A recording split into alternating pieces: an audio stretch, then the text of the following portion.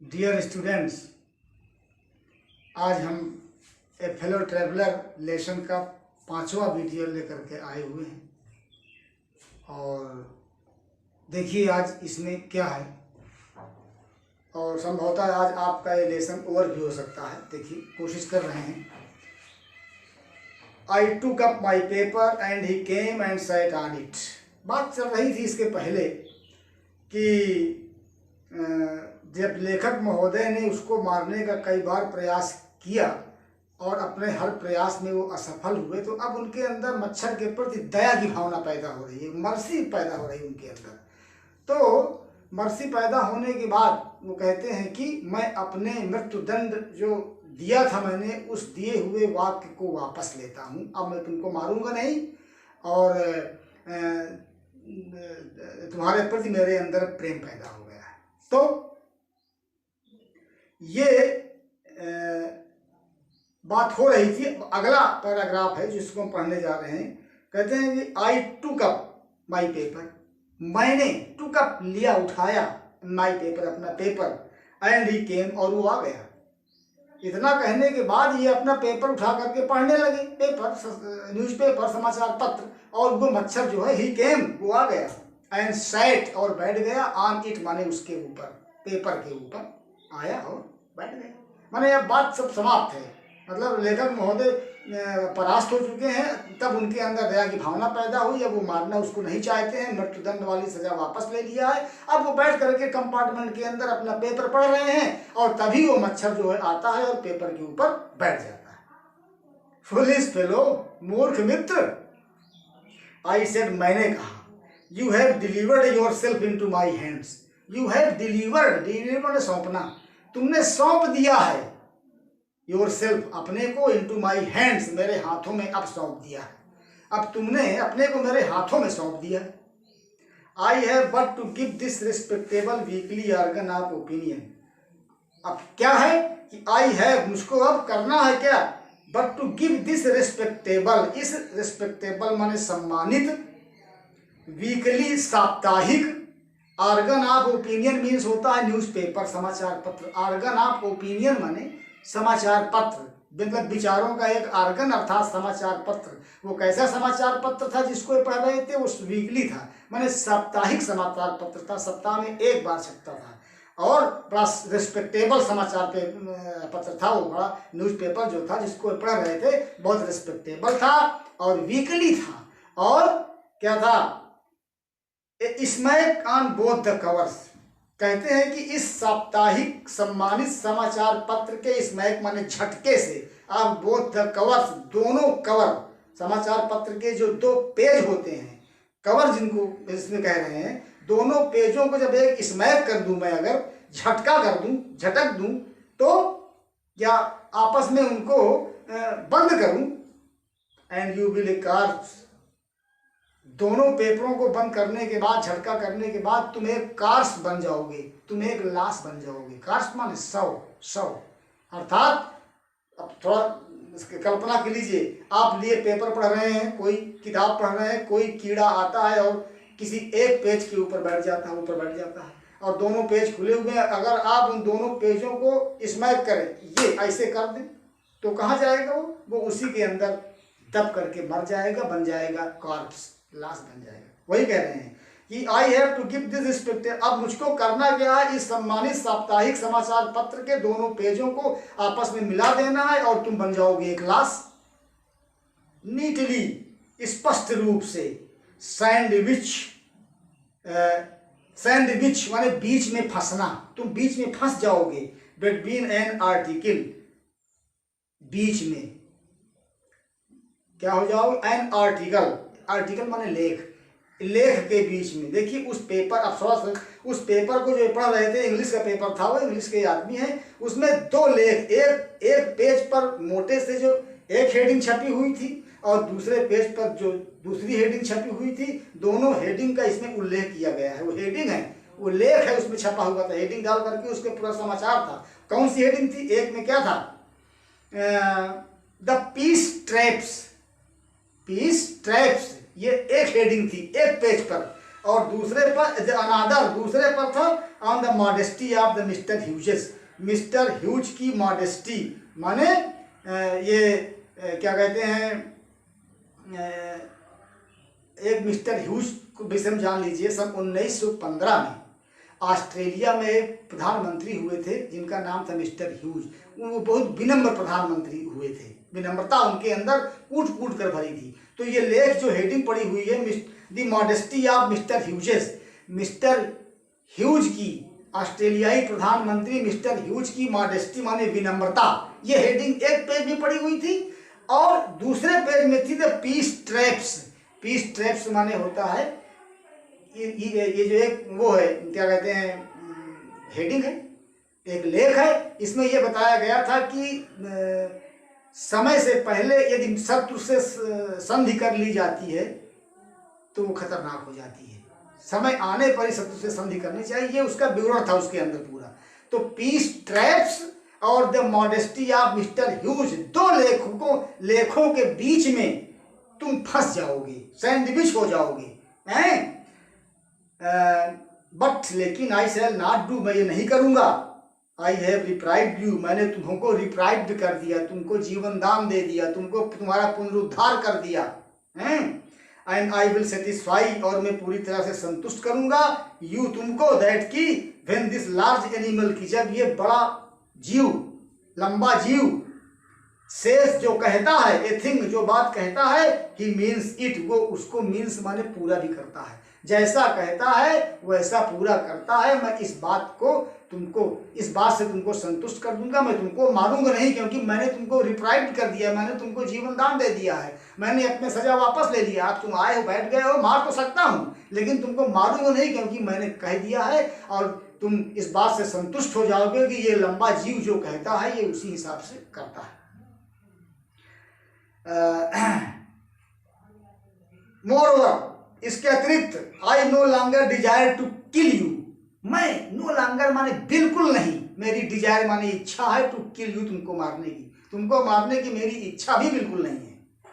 दो या through knowing you better I have come to feel, through knowing you better, तुमको अच्छी तरह से समझने के बाद, थ्रू नोविंग यू बेटर, तुमको ज्यादा अच्छी तरह समझने के बाद, I have come to feel, मैंने ये महसूस किया कि सहलाई से, जिसे मैं कह सकता हूं कि a sort of affection for you, मेरे अंदर तुम्हारे प्रति एक अफेक्शन पैदा हो गया है, प्रेम, लव, प्रेम पैदा हो गया है। तुमको अच्छी तरह से समझने के बाद मैं ये कह सकता हूं कि मेरे अंदर तुम्हारे प्रति एक प्रेम पैदा हो गया है। आई फैंसी, मैं कल्पना करता हूँ, फैंसी मीन्स कल्पना करता हूँ, दैट की Saint Francis would have called you little brother, Saint Francis ये ईसाइयों के संत थे, सेंट फ्रांसिस नाम है, वुड हैव कॉल्ड यू, आपको कहा है उन्होंने क्या, लिटिल ब्रदर, छोटा भाई। सेंट फ्रांसिस ने आपको छोटा भाई कहा है, किसको, मच्छर को।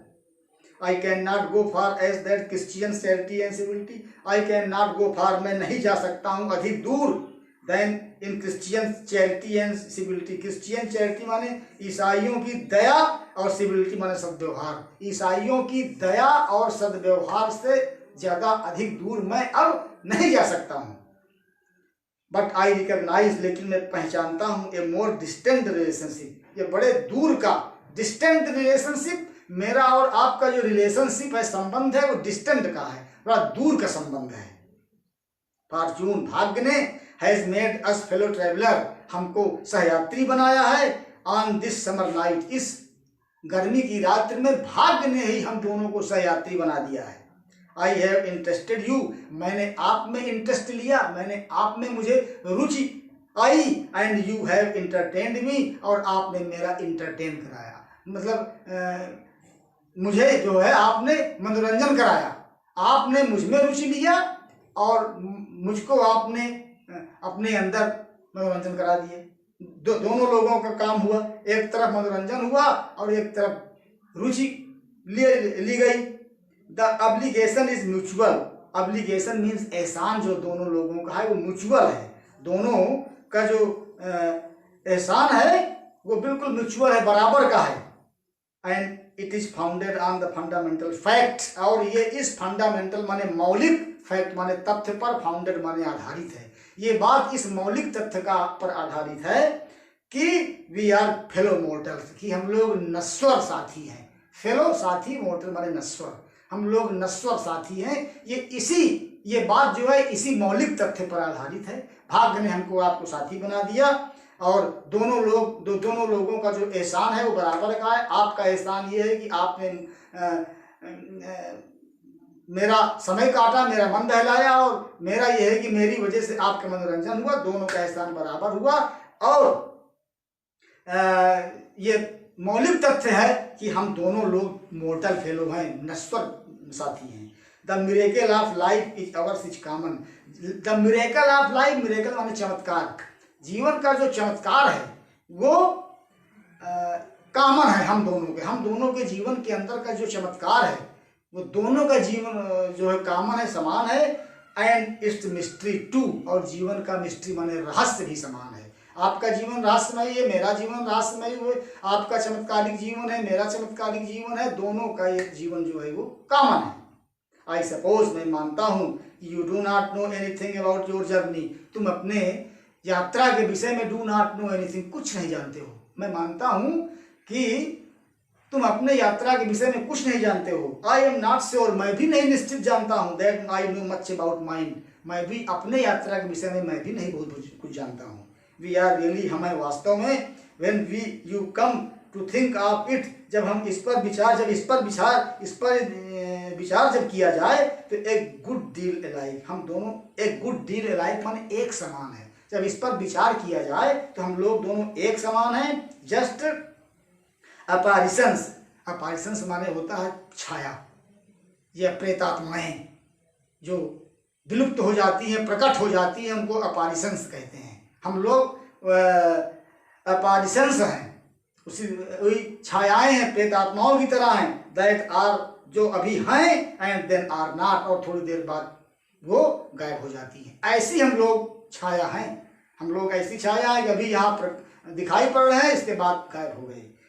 Coming out of the night into the lighted carriage, coming out, बाहर निकल करके, इनटू द नाइट, रात में बाहर निकल करके, इनटू द लाइटेड कैरेज, उस प्रकाशित डिब्बे के अंदर, फ्लटरिंग, फड़फड़ाते हैं, अबाउट द लैंप, लैंप के चारों ओर, फॉर ए व्हाइल, कुछ समय तक, and going out into the night again, और पुनः रात में हम लोग बाहर निकल जाते हैं। परहैप्स, कदाचित। बच्चों, जबरदस्त दर्शन भरा हुआ है इसमें जीवन का मिस्ट्री जो है, जीवन का जो मिरेकिल है, मनुष्य का नहीं बल्कि एवरी क्रिएचर का, सब प्राणी का जीवन जो है वो रहस्यमय भरा हुआ। कभी है, आज है, कल नहीं है, अभी दिखाई पड़ रहे हैं, थोड़ी देर बाद हो सकता है न दिखाई पड़े। इतना नश्वर जीवन, क्षणभंगुर जीवन है। और हम लोग इस दुनिया में आकर के करते क्या है, जैसे मच्छर फड़फड़ाया करता है लैंप के चारों, उसी तरह हम लोग इस दुनिया में फड़फड़ाया करते हैं, और इसके बाद पुनः सूनी रात में निकल जाते हैं बाहर, अर्थात दुनिया छोड़कर चले जाते हैं।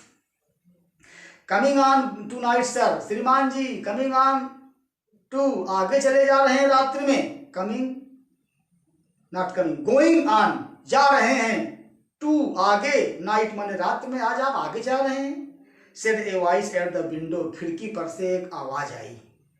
इट वॉज रियली पोर्टर, वो एक वास्तव में मेरा फ्रेंडली पोर्टर था, मतलब मित्र कुली था, इनका एक कुली मित्र था। गिविंग मी ए हिंट, जो मुझे एक संकेत दे रहा था, हिंट दे रहा था, दैट की दिस वाज माई स्टेशन, कि यही मेरा अब स्टेशन है, उतरने का स्टेशन आ गया है। जब स्टेशन पर पहुंचे तो इतना विचार मग्न थे कि इनको पता ही न चला कि मेरा स्टेशन आ गया। गाड़ी चलने को हुई तो पूछता है कि श्रीमान जी, आज आप आगे जा रहे हैं। वो हिंट दे रहा है इनको कि आपका स्टेशन आ गया। आई थैंक हिम, मैंने उसे धन्यवाद दिया। आई सेड, और कहा, I must have been dozing, कि मैं डोजिंग कर रहा था, मतलब ऊँघ रहा था, मैं ऊँघ रहा था। एंड सीजिंग माई हेड, और मैंने अपना हेड उठाया, एंड स्टिक, और छड़ी उठाया, and I went out into the cool summer night, और उस ठंडी गर्मी की रात में बाहर निकल गया कंपार्टमेंट से अंदर।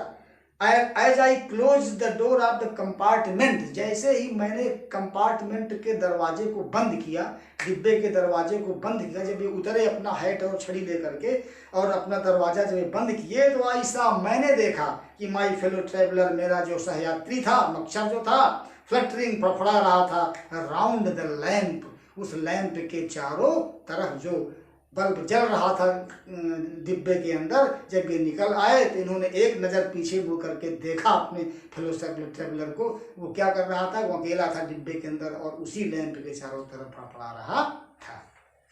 तो ये रहा इसका Hindi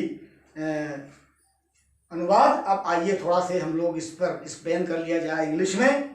the writer describes about his heart changing towards the mosquito. He says that he took up his newspaper and then the mosquito came and sat on the newspaper. Saying this, the writer says that I could kill the mosquito by smacking on the both covers of the newspaper. The newspaper has two covers and the writer was reading the newspaper. Just then the mosquito came and sat on the newspaper.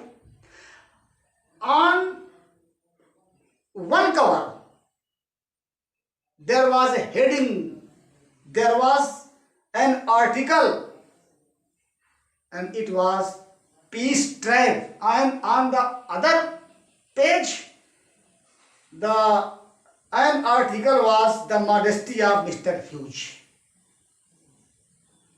On both covers these were the two headings, two articles, in which, between which the mosquito came and sat. You know that the Prime Minister of Australia was famous for his modesty. He was a Prime Minister in 1950. So, in that particular article, there was the description about the modesty of Mr. Hughes. And in the article of Peace Tribe, there was a description about the peace or about the compromise with an enemy. The writer said again that he would not kill the mosquito because he does what he says. There is no difference between his saying and doing. So, he says again that he feels a kind of affection in his heart towards the mosquito. He says that the obligation is mutual. The obligation is equal. Why? Because the writer took interest in the mosquito and the mosquito entertained himself by disturbing the writer. So the obligation is mutual.